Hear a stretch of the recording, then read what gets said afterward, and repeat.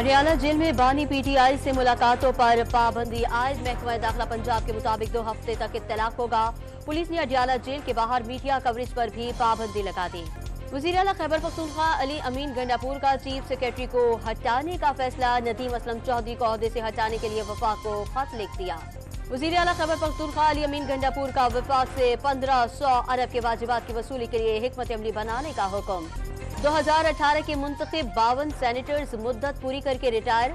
सादिक संजरानी, मिर्जा आफरीदी, इसहाक डार, शहजाद वसीम और रजा रब्बानी भी शामिल।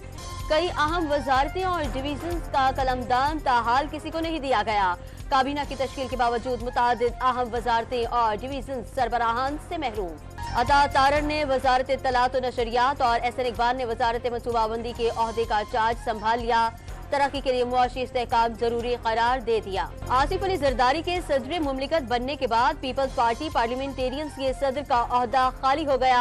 आसफा भुट्टो को चेयरपर्सन बनाए जाने का इम्कान। रमजानुल मुबारक शुरू होते ही लाहौर में सब्जियों की कीमतें आसमान पर पहुंचा दी।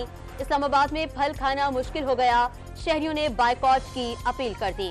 64 लाख खानदानों को दहलीज पर रमजान पैकेज फराहम कर दिया गया। रमजान पैकेज पर मुखालिफिन तकलीफ का शिकार हो गए। पंजाब की वज़ीर इत्तलात असमा बुखारी की गुफ्तगू। मुल्तान में जोगियावाला के करीब 3 मंजिला इमारत सिलेंडर धमाके के बायस गिरी। इब्तदाई रिपोर्ट जारी। कमिश्नर मुल्तान और आरपीओ जाए हादसा पर पहुंच गए। और पाकिस्तान सुपर लीग में आज मुल्तान सुल्तान्स और कोयटा ग्लैडिएटर्स के दरमियान मुकाबला होगा।